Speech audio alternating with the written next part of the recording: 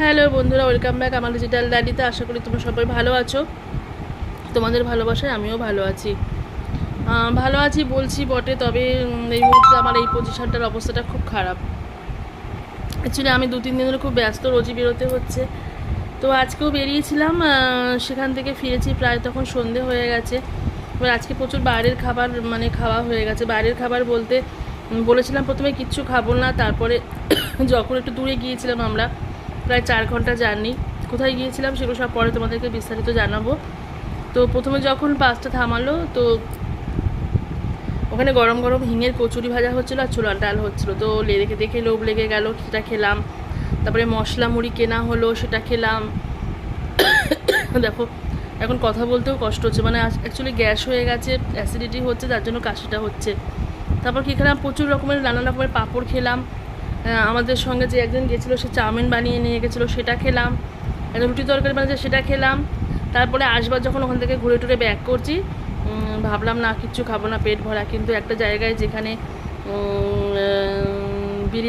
বিরিয়ানি হয়েছিল, বিরিয়ানিটাও খেতে বসে গেলাম। তো এই লোভের জন্য দেখবে কোনদিন আমি একদম পটলডাঙ্গার টিকিট কেটে ফেলবো। এত লোভ আমার। বিরিয়ানিটা খাওয়ার পরে আমার বর তো শুনে, যেই ফোনে বলেছি তারপর থেকে আমাকে গালাগালি দিয়ে যাচ্ছে। আমাকে আগেও বলেছে যে বাইরে গিয়ে কখনো চিকেন বা মাংস বা বিরিয়ানি এগুলো কিছু খাবে না, কিন্তু বিরিয়ানিটা খেয়ে ফেলেছি।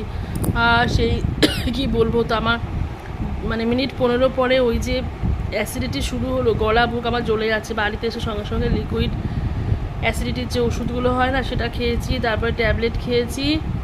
তারপরেও কিচ্ছু হচ্ছে না, প্রচণ্ড জ্বালা করছে। তো অনেক সময় শুনেছিলাম যে মুড়ি খেলে নাকি কমে। দেখো এখানে মুড়ি নিয়ে বসেছি, মুড়ির মধ্যে একটু চিনিও ফেলে দিয়েছি, কিন্তু জানি না কি হবে, খুব অস্বস্তি হচ্ছে।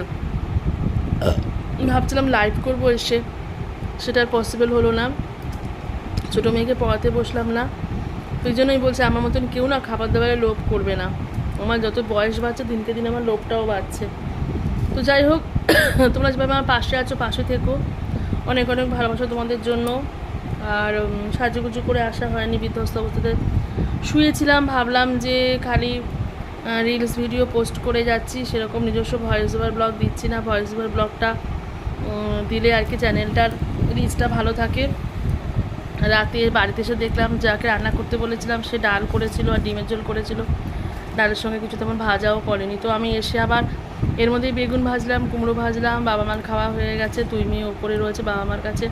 তো বন্ধুরা, শুভরাত্রি, সবাই ভালো থেকো। ইচ্ছা আছে কালকে নানা রকম ভিডিও পোস্ট করার। টাটা, বাই বাই, শুভরাত্রি, আবার বলছি।